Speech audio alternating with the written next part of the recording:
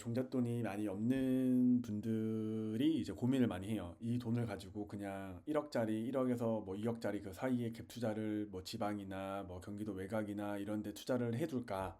이런 고민을 많이 하시는데 그 돈이 있고 충분히 현금 흐름이 된다라고 하면은 대출을 받아서 서울이나 경기도 입지 좋은 곳에 내 집 마련을 하는 게 훨씬 더 낫다라고 생각을 하거든요. 투자라는 거는 어느 정도의 실력이 보장이 되어야 되는데 민기님 같은 경우에는 이게 첫 집인 거고 다른 부동산을 경험해 본 적도 없고 그래서 오히려 조금 더 내 집 마련이 훨씬 더 안정적이라고 생각을 해요.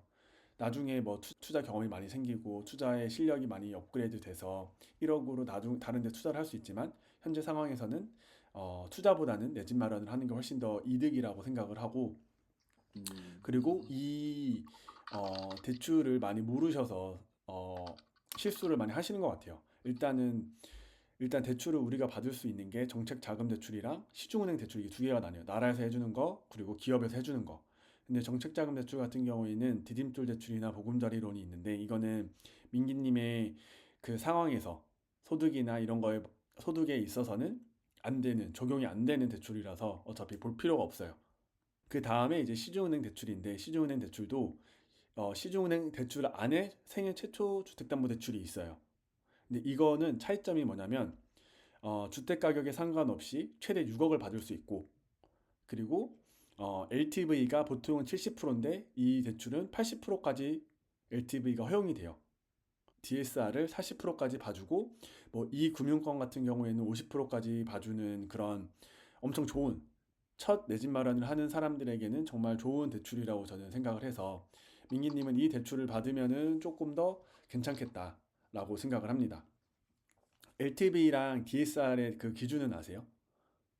어, 네, 대충 네, 알고 있습니다. 음, 그 집값의 80%랑 음, 이렇게 소득해서 이제 40% 음, 이건 음. 알고 있습니다. 그래서 우리가 지금 아까 전에 대출이 6억에서 8억 정도 빌릴 수 있다라고 생각을 했잖아요. 그걸 한번 예시를 들어서 한번 얘기를 해볼게요. 일단 우리가 받으려고 하는 거는 시중은행에 있는 생애 최초 주택담보대출이고 예를 들어 집값이 8억, 10억이다. 그럼 LTV 80%는 대출 8억인 거고 집값이 만약에 8억이다. 그럼 대출은 6억 4천까지 빌릴 수 있는데 이거는 아까 전에 우리가 생애 최초 대출은 최대 6억까지 빌릴 수밖에 없다 했잖아요. 그러니까 이 대출은 안 되는 거예요. 어떻게 보면. 음. 근데 아, 그쵸. 부족한 네, 거잖아. 넘는 거잖아요. 6억에서. 네네네. 근데 최대 6억을 빌리려면 얼마 정도의 집값이면 될까 해서 계산을 해보면은 7억 5천이면은 7억 5천에 80%가 딱 6억이에요. 이 6억을 최대한 다 빌리려고 하면 7억 5천 정도의 집을 사면 되겠구나. 거기에 7억 6억을 빌리면 내가 1억 5천만 원만 있으면 7억 5천의 집을 살 수 있겠구나. 라고 이해를 해주시면 됩니다. 보통 이제 아까 전에 저희가 계산을 했을 때는 6억을 빌렸을 때 DSR이 30%였잖아요. 네. 그러니까 민기님은 충분히 이 대출을 이용할 수가 있는 거죠. 왜냐하면 민기님의 연봉이 높기 때문에 DSR이 충분히 커버가 되는 거라고 생각을 하고 만약에 이보다 연봉이 낮아서 DSR에 걸리는 사람들은 이제 대출 기간을 조금 더 늘리거나 아까 저희가 30년으로 잡았잖아요. 근데 35년, 40년 그리고 50년짜리도 지금 은행이 있거든요. 그래서 그거를 더 연장해서 연장을 하거나 아니면 당연히 대출 이자를 줄이거나 균등보다는 원리금 균등으로 했을 때 DSR이 더 더 많이 받을 수 있어요. 그리고 네. 다른 뭐 자동차 뭐 그 대출이나 뭐 학자금 대출이나 그런 쓸데없는 대출들을 다 갚아버리고 그리고 당연히 합산소득으로 했을 때 DSR의 그런 여유가 훨씬 더 많아지니까 이런 DSR에 고민이 있다면 나중에 이 부분을 생각을 해서 대출을 받으시면 될 것 같아요. 그래서 민기님이 처음에 고민을 하셨던 게 내 집 마련을 할지 그리고 투자를 할지에 대해서 한번 여쭤보셨잖아요. 네. 근데 저는 이 두 개의 차이점은 그러니까 아파트라는 자산을 갖는 건 똑같지만 방법이 다른 거거든요. 내 집 마련과 투자의 이 방해물, 어떤 방해물을 잘 해결하느냐에 따라서 내가 가질 수 있는 집이 달라져요. 내 집 마련 음, 같은 경우에는 대출이 방해물이에요. 내가 이 대출을 얼마나 잘 받느냐에 따라서 내가 가질 수 있는 아파트가 달라지는 거고 투자 같은 경우에는 내가 종잣돈을 얼마나 가지고 있느냐에 따라서 내가 가질 수 있는 아파트가 달라지는 거예요. 그리고 거기에 대한 내 집 마련이나 투자에 대한 장단점은 민기님도 잘 아실 거라고 생각을 하고 그래서 이거를 아까 전에 우리가 대출을 계산한 거를 보면은 최소 6억을 대출을 받을 거예요. 그리고 투자는 우리가 종잣돈이 1억이 있으니까 1억으로밖에 해결할 수가 없어요.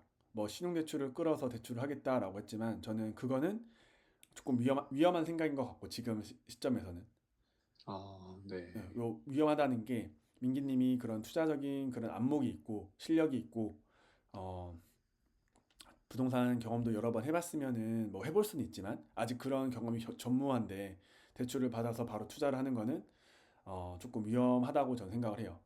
그래서 투자로 넘어가시는 것보다는 그냥 내 집 마련해서 그 안에서 아내분이랑 결혼해서 사는 게 훨씬 더 낫겠다라고 생각이 들고 그게 조금 더 마음적으로나 그런 정서적으로나 훨씬 더 저는 좋을 것 같아요. 그리고 그 내 집 마련하고 나서 이제 공부를 해 나가는 거죠. 부동산에 대해서. 그 다음에 이제 내가 어느 정도 실력이 좀 공부도 좀 했고 부동산에 대한 안목도 생겼다라고 하면 이제 그때 뭐 전세를 주고 나는 이제 월세로 가고 그런 방법을 통해서 이제 투자를 할 수 있는 거니까 지금 무리하지 않고 내 집 마련 먼저 하시는 게 훨씬 더 좋은 생각이라고 판단을 했고 그래서 이제 내 집 마련 같은 경우에는 6억을 이제 6억이라는 이 대출을 활용을 해서 이제 총 금액이 정해져요. 총 금액은 우리가 종잣돈이 1억 4천이라고 아까 했고 6억을 더하면 총 7억 4천에 딱 그 매매 금액이 나오는 거죠. 음. 네. 그러면 우리가 아까 전에 이제 LTV 계산했을 때도 7억 5천에 6억이 딱 그 선이었잖아요. 어떻게 네. 보면 이게 딱 맞는 거죠. 음. 네. 요거를 좀 활용을 해서 좀 집을 알아보면 좋겠다라고 생각을 했고 그리고 이제 투자 같은 경우에는 당연히 종잣돈 1억이니까 아마 지금 시장에서 서울에 투자할 수 있는 거 그렇게 많이 없을 거고 뭐 대구나 부산이나 이런 광역시에 가면 신축 단지들이 한 4억짜리 그런 물건들을 3억에 전세 끼고 아마 매수할 수 있는 그런 물건들이 있을 거예요. 근데 그런 거를 투자하는 것보다 그냥 서울이나 경기도 좋은 데에 집을 내 집 마련하는 게 훨씬 더 낫겠다라고 저는 생각을 합니다.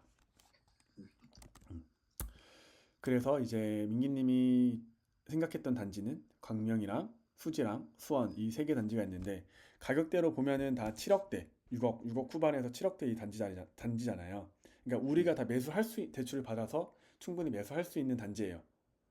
이 단지보다는 저는 조금 더 안쪽으로 서울 안쪽으로 들어오면 좋겠다라고 생각을 했고 일단 광명 아크포레 같은 경우에는 말씀해 주신 것처럼 뭐 광명이 입주가 많고 뭐 눌려 있고 그렇다라고 하지만 아무리 여기가 신축이라고 해도 저는 서울이 훨씬 더 낫다고 생각을 하고요. 네.